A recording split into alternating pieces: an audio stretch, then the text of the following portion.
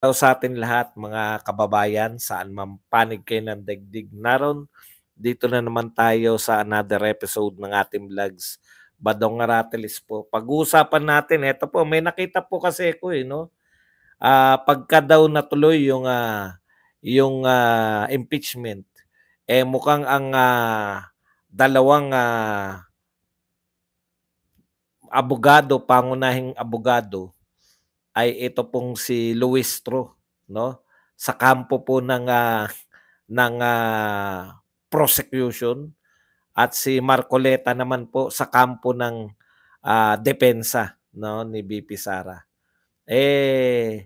Ang layo po, no? Noon naalala ko kung gaano kabangis ang mga prosecutor noon, si Joker Arroyo, tindi. Biglang baba po yung level eh. Pag ang magiging chief prosecutor po natin ngayon, si Luis Tro, napakalayo po ni Luis Tro kay Joker Arroyo nung mga panahon na congressman pa lang si Joker Arroyo. Kaya nga po naging senador yan eh. Alam niyo ba yun? Diyan po naging senador yan si Joker Arroyo. Sa husay ng pinakita niya bilang prosecutor nung panahon ng impeachment ni Erap. Alam niyo po, yan muna, unahin ko na yung reaction dyan. Kasi baka mawala eh. Wala kasing ano to eh. Ito reaction ko lang doon sa sinasabi. Tapatan, Luis Tro versus Marcoleta. Correct. Ang tanong pa ron, sino ang mga ngamote?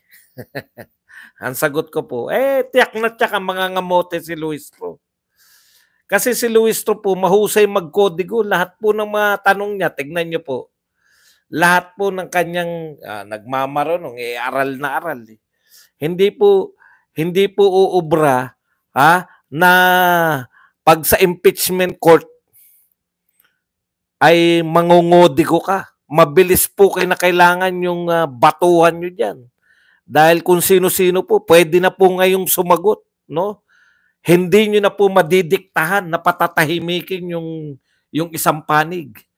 Yung bagal na magsalita ni Luis Tro, durog-durog yan. Pag may magaling na mga senador na babara sa kanya, no? Ang senador po ang hari ngayon. Dudurugin po yung Luis Tro nyo. Hindi lang po makaporma rito dahil kontrolado nila eh. Alam niyo yun, yung mukha siyang magaling kasi kontrolado niya, walang pwedeng kumontra sa kanya pag nasa kanya yung floor. Pero pag panahon po ng impeachment trial yan, lahat ng mga ibabato ni Luis, at hindi po siya pwedeng mag-speech dyan. No? Hindi pwede yung mga ginagawa nilang speech at nagbabasa ng kodigo. Mga ngamote ka talaga niyan. Mga ngamote ka. Yan ang sinasabi natin kay Luis Tro, no? Hindi ka obra. Malayong-malayo ka kay Joker Arroyo kung ikaw ang magiging pangunahin. Kasi wala akong naririnig na abogado malibang kay Luis Tro. At durug-durug ka kay Marcoleta. Kasi si Marcoleta, nakita na natin yan, no? Kung paano niyan tinumba. The mighty, the mighty ABS-CBN. Halos si Marcoleta nag-expose dyan sa lahat eh. Sa lahat ng mga katiwalian ng ABS-CBN, si Marcoleta yung lahat eh. Diyan naman sumikat si Marcoleta. Ewan ko nga kung bakit hindi tumuloy yan ng pagiging senador nung baka nanalo na yan. Kaya okay yan. Yari ka. Expose ka niyan. Hindi po uubra dyan yung mga kontrolado mo, yung may mga kakampi ka. Tignan natin kung paano na protektahan yan. Kayang-kaya pong barahin ng Marcoleta yan. Kaya lang, paano mo mababara? Kontrolado nga. Tignan nyo ang sinabi ni Marcoleta. Hindi na ako masaya doon sa House of Representatives. Kapag inilalaban natin ang katwiran, kapag sinasabihan natin sila ng kung ano ang tuntunin, kung ano yung dapat gawin para hindi nag-aaway-away, baliktad po yung nangyayari. Ibig sabihin, siya po nakakaalam dahil abogado siyang magaling. Pagsasabihan niya yung mga kasama niya sa Quadcom o kaya dito sa ibang committee, siya pa po ang napapasama. Pinagtutulungan siya. Tignan niyo ang angal ni Marcoleta. Thank you very much muna kay Lisa Chua na nagbigay sa atin ng Qatar 15. Pag ako ang nagsasalita, guguluhin nila ako. Pagtutulong-tulungan nila ako. O yan po, hindi mo na kayang, marami ka kasing kakampi, Beatrix eh. Gerber, hindi mo na kaya yan ng one-on-one kayo. Pabilisan ng pag-iisip yan, hindi pwede yung mga matulain mo. Pati nga yung hopya na kinakain ko, kukunin pa nila. Ganoon po ang mga taong yan. Kita nyo na, hindi nakakalimutan. Hindi nakakalimutan ni Marcoleta yung hopya. Yung pa isa, pinagpapatayan pa ng mic. Pwede ba yan na taktikan nyo ngayon sa impeachment court? Hindi ubra yan.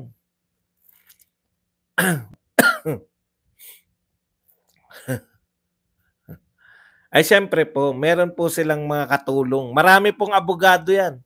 Maniwala po kayo, napakarami pong abogado niyan. Lahat po ng who's who, no, yung pinakamagagaling na abogado po sa Pilipinas ay makikita nyo po riyan. Pag panahon po ng impeachment, nako, talagang patalasan, pagalingan. Naalala ko diyan yung yung mga dating justice ng Supreme Court, ang mga abogado ni ERAP eh. Yan si Estelito Mendoza, hindi naman Justice Secretary, ay parang nakalimutan ko kung anong papel niya. Si Cuevas, dating chief. Naku, napakahusay ni Cuevas.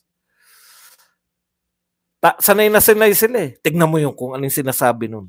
Punta naman yung mga abogado. Ang dami pong lawyer dyan. Naku, napakasarap po. Pag natuloy po yung impeachment na yan, naku, si Badong po siya, yung ngiti ni Badong, durug-durug. Grabe po ang ano natin dyan. Masisihan po talaga tayo. Mga Chief Justice po, abogado ng mga Mendoza, Cuevas, Davide, puta, malulupit yan. Tapos si Luis Tro, Diyos ko, mangungodi ko ka. Kawawa ka lang dyan. Kung yung kontrolado mo na nga, tignan nyo kontrolado niya na nga yan eh. Marami pa siyang kakampi, nangungodi ko pa eh. Paano pa pagkaharap mo sila Cuevas? Sila na nakakaawa kayo.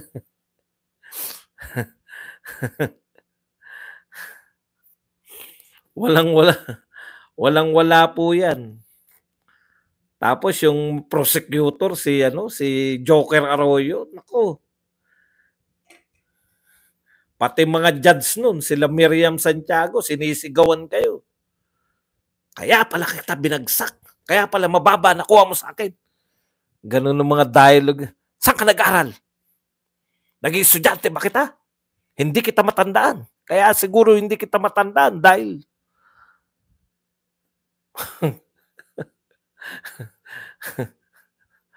puta, matitindi lahat, pati judge nun. Ngayon, matindi ang judge ngayon. Si Tulfo tsaka si Lito Lapid. Bong Revilla po. Dinggoy Estrada. Yan ang mga judge.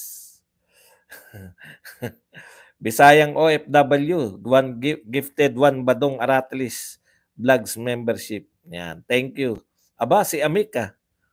Si Amika nabiyayaan. Ay, si Panelo pa lang, puta, durog-durog. Ang maganda kasi kay Marcoleta, mabilis siyang sumagot. Kaya abangan po natin yan. Siyempre, hindi lang po sila yung magiging abogado riyan. Sangkatutak po. Lahat po ng pinakamagagaling na abogado, makikita nyo po sa impeachment. Kahit po walang bayad, puta, very willing yan. Kasi talagang show up, yung, alam niyo yung mga matatalino, gusto nilang minsan na-challenge sila eh. O yan po ang pinakamagandang durugan ng mga abogado. Bisayang OFW, thank you very much sa SAR 7. Ba, nagregalo ka tapos hindi ka pa pala moderator?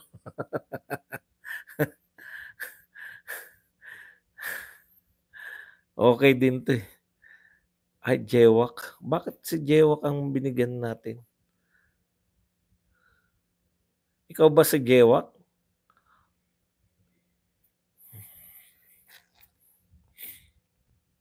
Bilib na bilib si JDB kay Beatrix Luis po. Alam niyo po, ano sabi ni Topacio? Ang napapabilib lang ni Luis Tro yung mga bobo.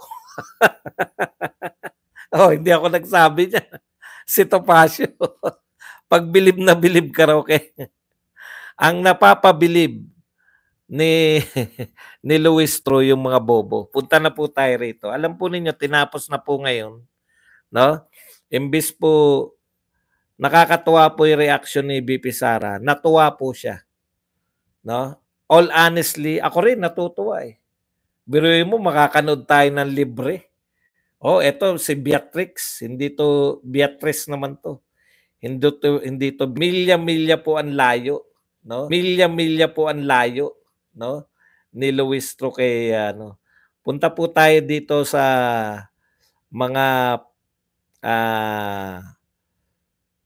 pagwawakas bilang pagwawakas po nitong ating investigasyon na to.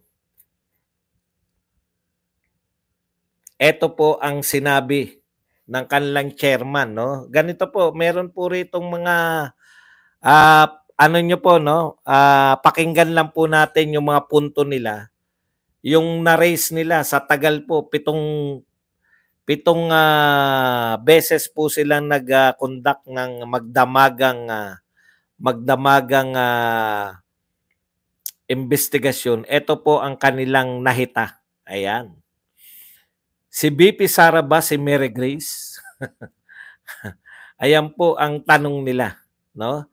House Blue Ribbon Panel details plunder case in confidential funds misuse. Katulad po ng, para po sa kaalaman ninyo, ano po ang pagkakaiba ng plunder at saka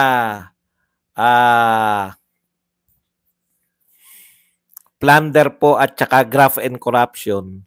Pag under 50 million po ang binibintang sa'yo, graft and corruption yun.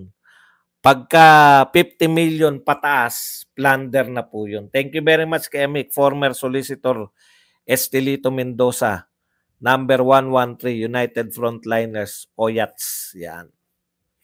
Okay. Nagloloko ang audio ko. Siyempre, maniniwala tayo dyan kay Astrid.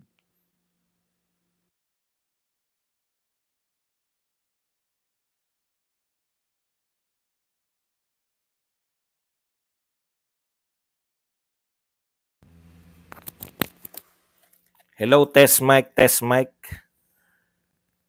Mic, mic, test, test. Pakiano nga po, test mic, test mic. Pakipindot nga po yung 1 kung okay na. Putol-putol pa rin. Eto po, ngayon. Okay na po ba? Test mic, mic test. Mic test, test. Okay na. Okay, maraming salamat po. Okay, una po, no, sinasabi po, yun nga yung plunder, 50 million pataas yan. 50 million below, graft and corruption ang kaso. Okay, para malinaw po sa inyo kasi may babanatan tayo dyan mamaya eh. Okay, ang sabi po ni Chua, ito po, the House Committee on Government, Public, etc., etc., the committee emphasized that the scale of systematic nature of irregularities, titindi, no? Ang titindi ng mga salitaan, no? The committee emphasized that the scale of systematic nature of irregularities amount to plunder. So sinasabi ni Chua, plunder daw to, yung nangyari. Tandaan niyo yan, ha? Plunder kasi 50 million pataas eh. Actually, 612.5 million. Plunder na talaga yun dahil 50 million pataas eh. Okay.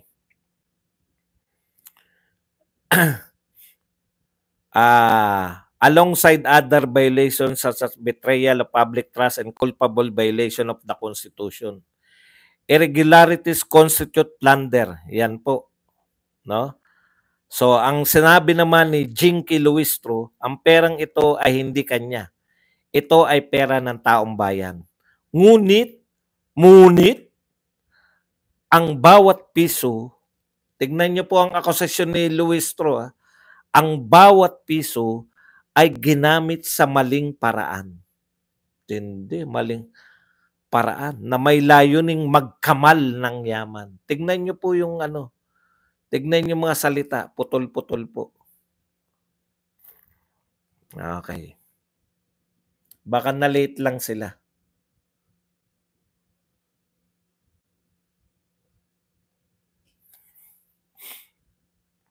Ang perang ito ay hindi kanya, ito ay pera ng taong bayan. Ngunit, bawat piso ay ginamit sa maling paraan. Tandaan niyo po yung mga binibintang Sabi ni Chua, plunder daw yung ginawa, sistematiko na yan. Sistematiko po yung irregularities, amount of plunder. Si naman, Jinky Luistro, bawat piso ay ginamit sa maling paraan. Okay? Bawat piso daw ay ginamit sa maling paraan. Okay, tuloy natin. The inquiry, 500 million OBP, 112 million DepEd between 2022 and 2023. Ito raw yung kanilang evidence of systematic misuse. May ebidensya daw sila. Bogus acknowledgement receipts.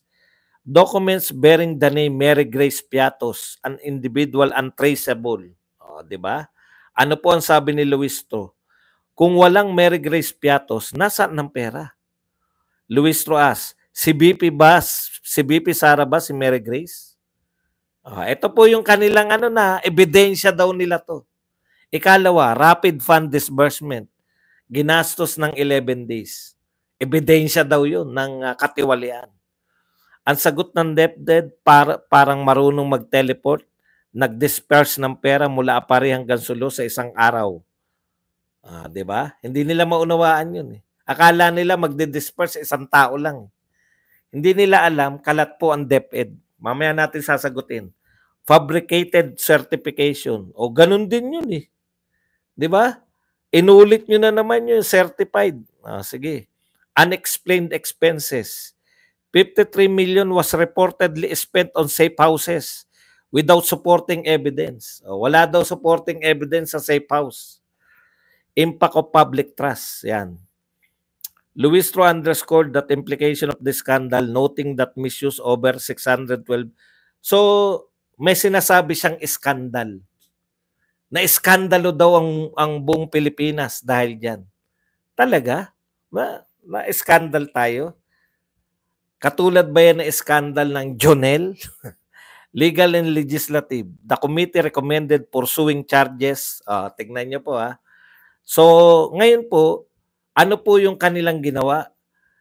Recommended na i-pursue ng charges under Anti-Plunder Act which imposes penalties of reclusion perpetua. Yan. So, yun po, nire-recommend po nila na ma-charge ng Anti-Plunder Act. Call for accountability. Luis Tro call for action. Ang mali po ay tumahimik at ito, ginandahan na. Ang mali po ay ang tumahimik at magsawalang kibo. Ang sabi nga ni Albert Einstein, the world is dangerous place not because of those who do evil, but because of those who look and do nothing. Yan.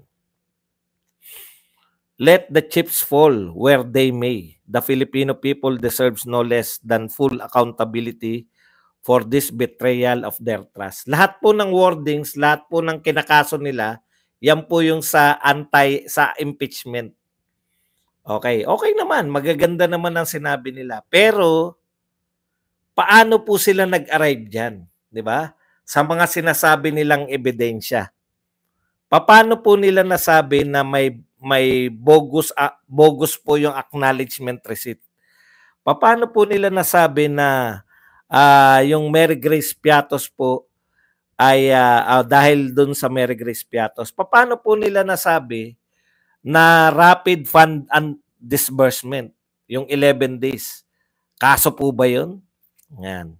Paano po nila nasabi na mayroon pong plunder. Mayroon pong fabricated yung certification. At meron pong unexplained expenses. Okay, ano po ang pwede nilang pagbatayan dyan? No? Ngayon ito, kukwestiyonin natin, hindi tayo abogado, pero matalino tayo. Tayong lahat, hindi lang po ako. Kayong lahat matalino. Inisa-isa po natin yung sinasabi nilang ebidensya. Una, ulitin natin, ang ebidensya daw nila kaya dapat kasuhan ng plunder ay una, bogus yung acknowledgement receipt. Unang-una po nila yan, Mary Grace Piatos. Ikalawa, mabilis daw na yung disburse. Okay, nung tinatalakay po yung tungkol sa safe house, ang mga tanong po nila dyan, saan yung safe house na yan? Bigay nyo sa amin yung address. Gustong malaman ng mga kalaban ng pamahalaan. Confidential po yun, pero gusto nilang malaman. Gusto nilang sabihin ng mga taga DepEd at mga taga OVP kung saan nakalagay yung mga safe house. Bakit? I-raid nyo? Bakit? Kakasuhan nyo? Safe house po. Ngayon, ang tanong, ano ngayon ang pinagbatayan nila ng mga sinasabi nilang may unexplained expenses? Hindi po pwedeng sabihin lang ni Chua na may unexplained expenses. Kadalasan po, saan po kukuha ng ebidensya na may unexplained expenses? Sa COA audit. Hindi po nila pwedeng sabihin, nag-audit kami, sarili. Nag-audit kami. Di ba? Sino may sabi na yung bogus yung acknowledgement receipt? COA ba nagsabi? O yung mga tao diyan sa sa HOR? HOR lang. Hindi COA. Ang pinagbatayan nila sila lang. Paano po nila malalaman na bogus yung receipt o hindi? May kasanayan ba sila sa pag-audit? Di ba? Rapid fund disbursement. Sino po may sabi na merong anomalya kung 11 days na gastos? Sila. Hindi ang COA. Sa COA ba okay lang yun? Sabi nga ni BP Sara nagde-disburse kami. Pinipirmahan ko. Bilyon sa loob ng isang araw. Bilyon sa isang araw? Walang problema ang COA? Walang problema ang COA. Bakit? Kung bilyon yung bibilin. Eto 125, prinoblema nyo 11 days. Meron po bang mali sa paggastos ayon sa COA? Walang mali. Ano yung pinagbatayan nila? Sarili nilang pag-audit.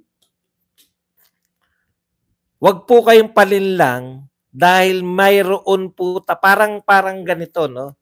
Sa korte, halimbawa sa korte. Sila po yung tatay yung judge, hindi po pwede. No? Hindi po ubra yun. Yung rapid disbursement, bogus acknowledgement receipt, sino po nagpatunay niyan? Kayo-kayo lang? Hindi po pwede.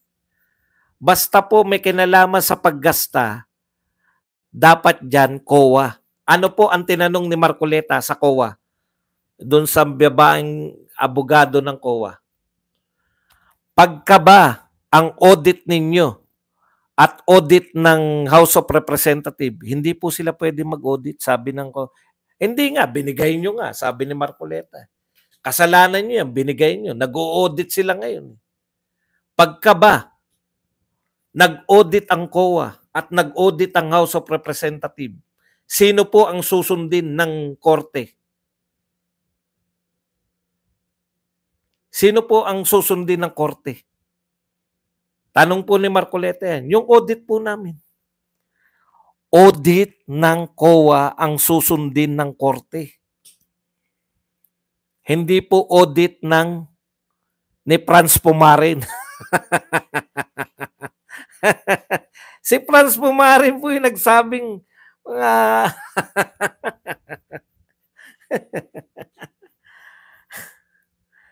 So kung sinabi ng COA na wala pong anomalya sa paggastos ng confidential fund at sinabi po ng mga congressman na may anomalya, sino po ang dapat masunod? Sino po ang pakikinggan ng korte? COA.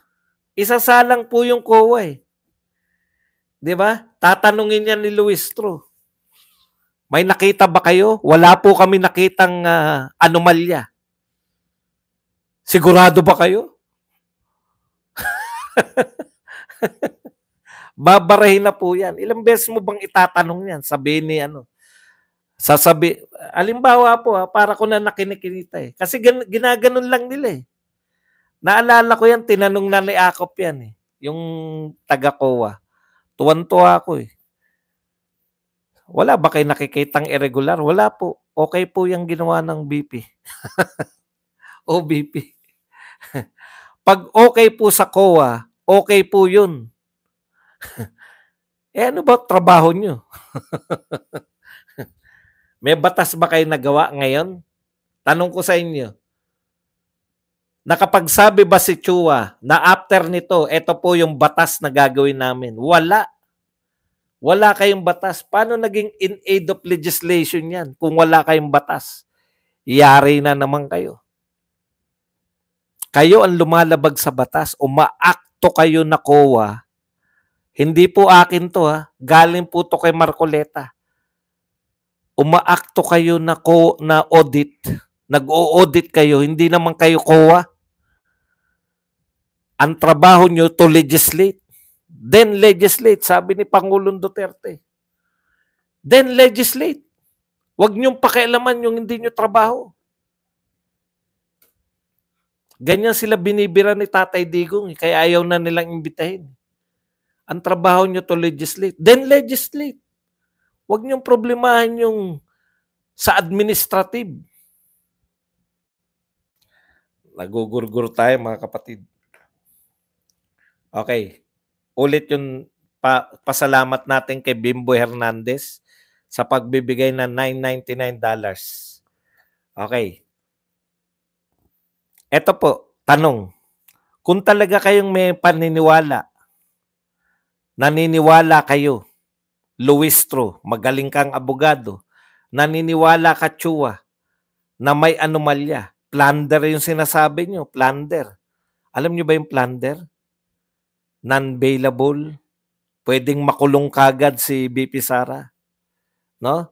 Kung talaga kayong naniniwala,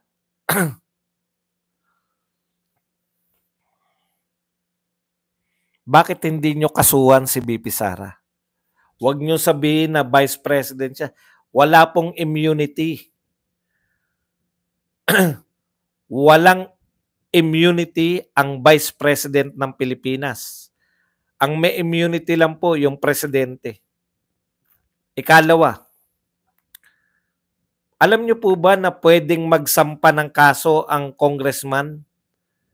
Pwede po silang magsampa ng kaso na sa impeachment. Kasi kayo nag-imbestiga eh. Direkta kayo po magkakaso ng impeachment. Tanong, bakit hindi kayo nag-file ng kaso ng impeachment? Na plunder. Yung mga nagkaso po, wala pong plunder. May ebidensya pala kayo. Alam nyo, wag na tayo magbulahan. Yung ebidensya nyo, hindi po ebidensya talaga yan. Yan po, hindi yan ebidensya. Yan pong ginawa ninyo na mga inisa-isa nyo 11 days. Hindi po ebidensya yan. Sinabi ba ng COA na mali na gastusin ng 11 days? Hindi. Sino may sabing mali? Kayo lang. Sabi ng batas, bawal gastusin ng 11 days. Trillion po ang budget natin. Ano sabi ni Marcoleta? 15 billion a day ang ginagastos ng Pilipinas. Oh. Ano yun? Sasabog na utak nyo, bakit tayo may 15 billion na ginagastos? Kasi trillion ang budget natin.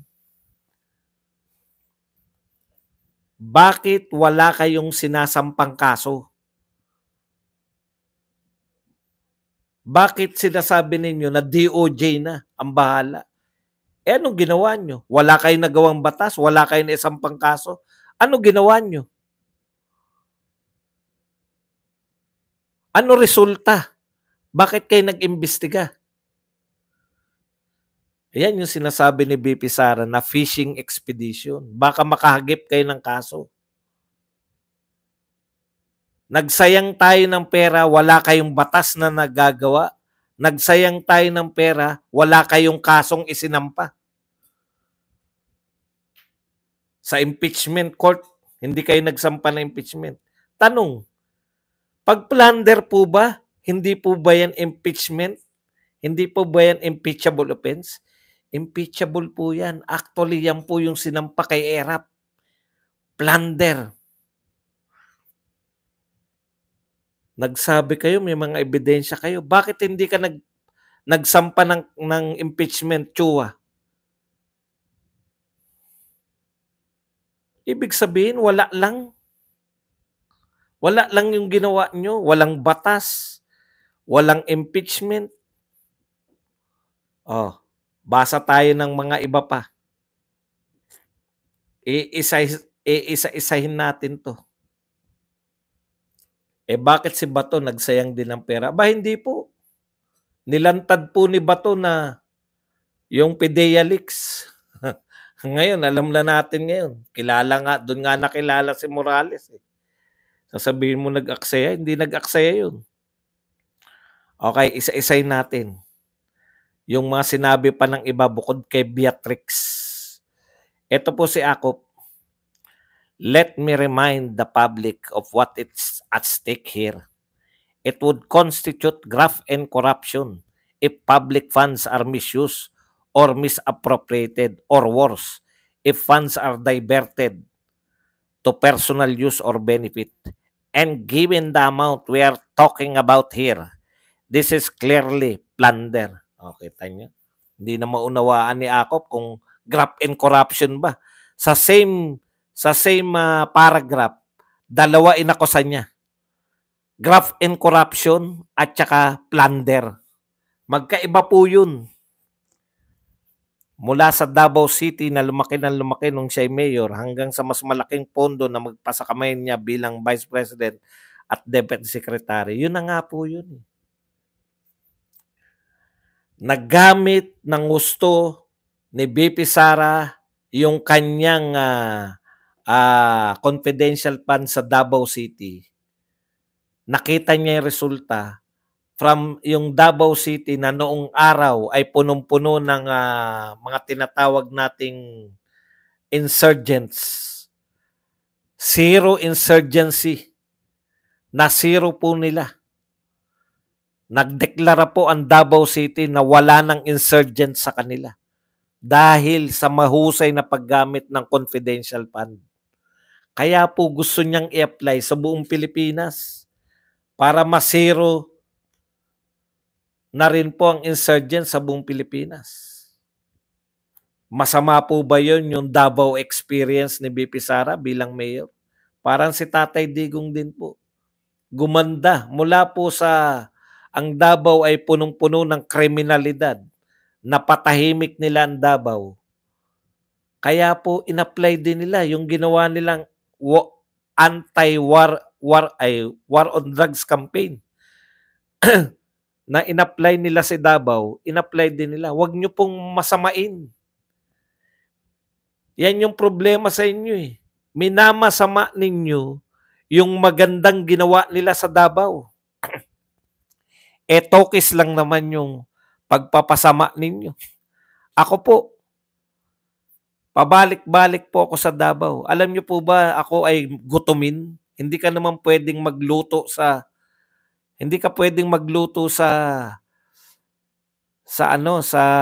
hotel.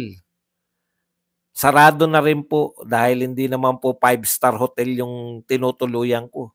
Sarado na po yung hotel. Pag madaling araw, inabot ako ng mga alas 3 na nagutom.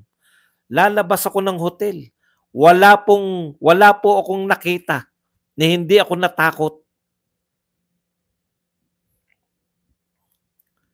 Makakarating ako mga 1 kilometro sa paghanap ng mga balbakwa at mga bulalo para kumain. Tapos mamasamain nyo yung nangyari sa Davao. Lulu, thank you very much. Sino taga Davao ang nagsasabi na pangit ang lugar nila?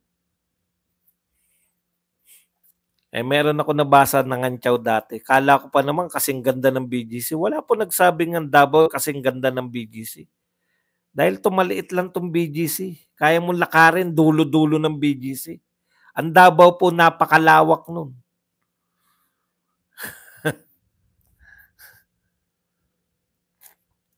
Eto pa isa.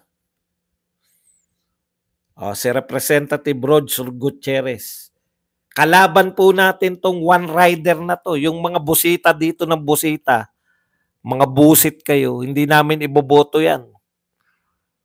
Po tiyan, lakas nyo sa one rider. Yung pala, one rider, si busita pala yan.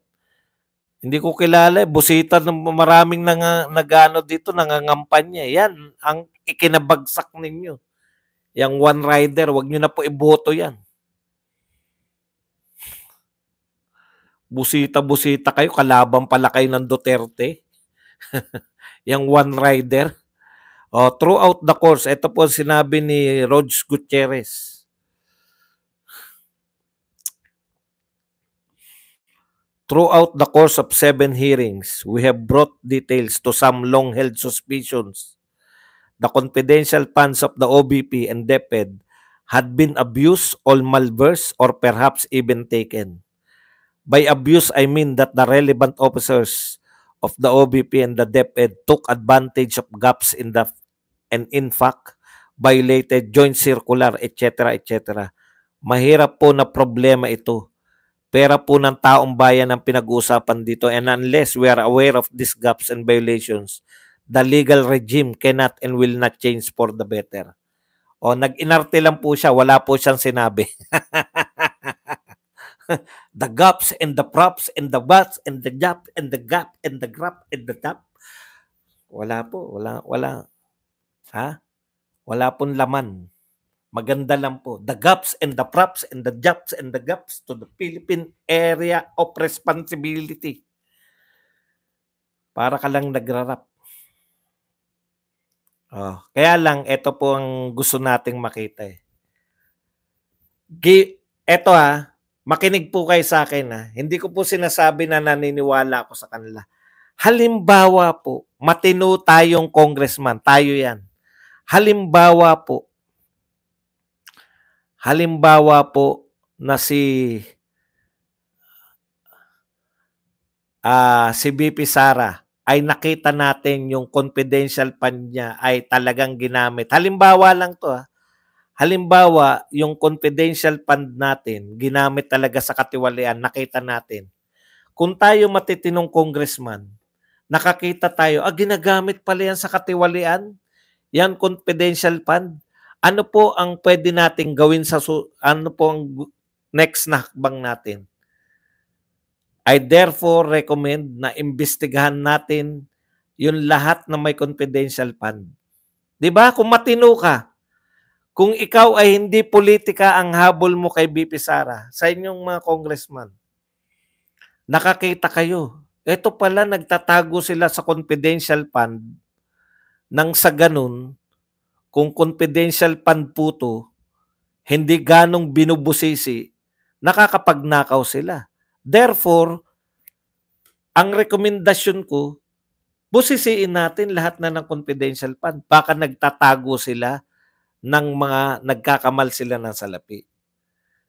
Kung ang purpose mo ay talagang yung sinasabi nyong the gaps and the bops and the gap, unless we are aware of the gaps and the change and the gaps, di po ba? Tanong, meron ba silang recommendation na may susunod na silang imbestigahan na confidential fund? Wala. Di ba? Wala. Bakit? Ang purpose nila, siraan lang si BP Sara. Ipalagay na natin na totoo yung sinasabi nila. palagay na natin na totoo yan. Sinasabi nyo, ano kami, nagtatago pala. So therefore, ang konklusyon nyo, yung confidential fund ay pinagtataguan ng mga nakaw na yaman. Kung ganun, dapat nating imbestigahan yung iba pang may confidential fund. Meron ba silang rekomendasyon na gano'n? Wala. Bakit wala? Kasi ang purpose lang naman nila, siraan si BP Sara. To eliminate BP Sara in her possible run for the presidency by year 2028. Yan lang po yung tanging purpose nila. Hindi ba? Or, hindi talaga sila tapat. Wala naman talaga sila nakita. At syempre po,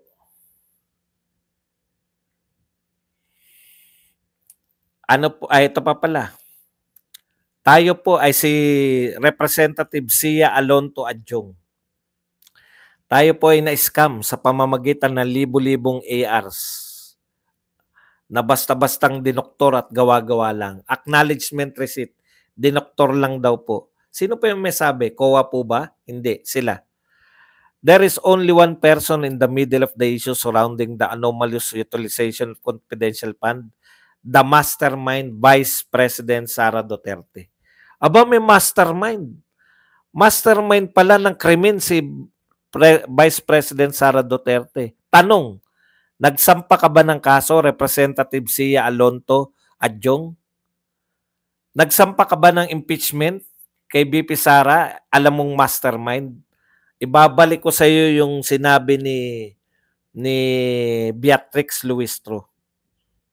Para sa inyo tumalab to. Ano sabi ni Beatrix? Basahin ko lang. Basahin ko lang uli. Ito yung pagwawakas ni Beatrix eh.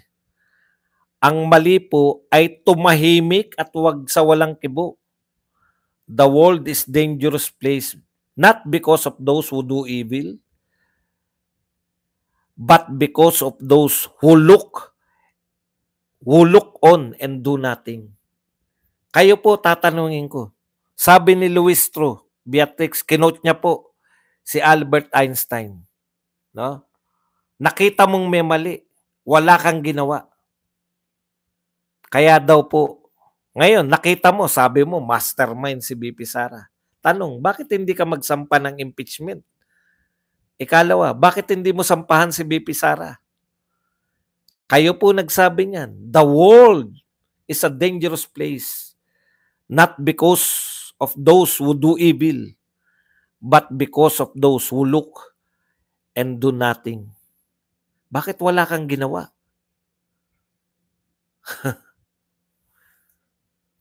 Di ba? Wala kang ginawa, Alonto. Sinasabi mo, nakilala natin, mastermind si BP Sara. Anong ginawa mo? Wala. Kasi alam niya, talo siya. Pag kinasuhan niya si BP Sara kahit sa korte, wala kayong kaso. Ano pagbabatayan niyo? Sino nag-audit nung sinasabi niyong mali na paggasto? Kaya nga po tayo may auditor. Kaya nga po may COA. Ang trabaho po ng COA, ang tanging trabaho ng COA, ang pinakatampok na trabaho ng COA, sila po ang magsusuri kung ang isang ahensya ng gobyerno ay naggastos ng mali o tama. Yun po trabaho ng COA. Tanong uli, may sinabi ba? Si Ortega ba nag-Einstein? Kasi yan yung nakalagay dito eh. Sabi, si Castro daw eh.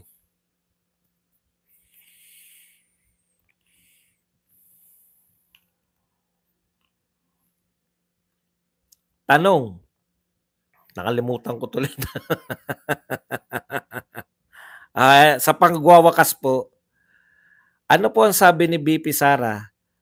na isasalang na po siya sa impeachment, mas masaya po si VP Sara. Hindi po masaya dahil na may impeach siya. Ito po ang pahayag ni VP Sara.